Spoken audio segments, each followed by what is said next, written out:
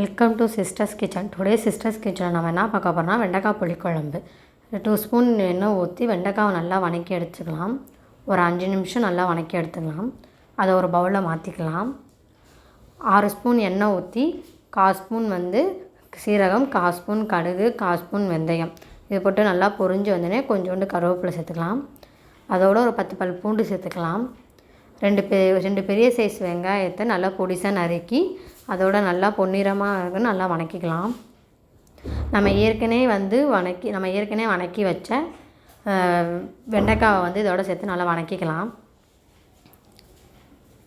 நல்லா இது வதங்கினதுக்கப்புறம் 2 ஸ்பூன் மல்லித்தூள், 2 ஸ்பூன் மிளகாத்தூள், 1 ஸ்பூன் குழம்பு மிளகாத்தூள், கொஞ்சோண்டு மஞ்சத்தூள், கொஞ்சோண்டு பெருங்காயத்தூள் இதெல்லாம் சேர்த்து நல்லா வதக்கி எடுத்துக்கலாம். நல்லா அந்த மசாலா ஸ்ப்ரெட் ஆகிற வரையும் நல்லா வதக்கி எடுத்துக்கலாம். நம்ம மிக்ஸி ஜாரில் ஒரு பெரிய சைஸ் தக்காளி, கொஞ்சோண்டு தேங்காய் இது 2 சேர்த்து நல்லா மையாக அரைச்சிக்கலாம். நல்லா மையாக அரைச்சது இந்த மசாலோட சேர்த்துக்கலாம். நல்லா கிளறிக்கலாம். நல்லா கிளறதுக்கு நம்ம ஏற்கனவே ஊற வச்ச புளியை நல்லா கரைச்சி இதோட சேர்த்துக்கலாம். இதோடு சேர்த்து நல்லா கிளறிக்கலாம். தேவையான அளவு உப்பு போட்டு நல்லா கிளறிக்கலாம்.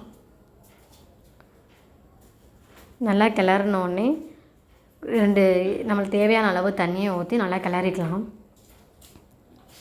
நல்லா கிளறினோடனே இது கொதி வரும்போது நல்லா எண்ணெய் தனியாக பிரிஞ்சிருக்கிறத நம்ம பார்க்கலாம்.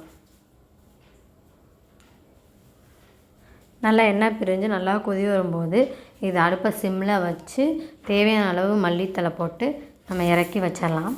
தொடர்ந்து நீங்கள் சிஸ்டர்ஸ் கிச்சனில் வீடியோ பார்க்கணுன்னா மறக்காமல் சப்ஸ்கிரைப் பண்ணிடுங்க. Thank you all my families.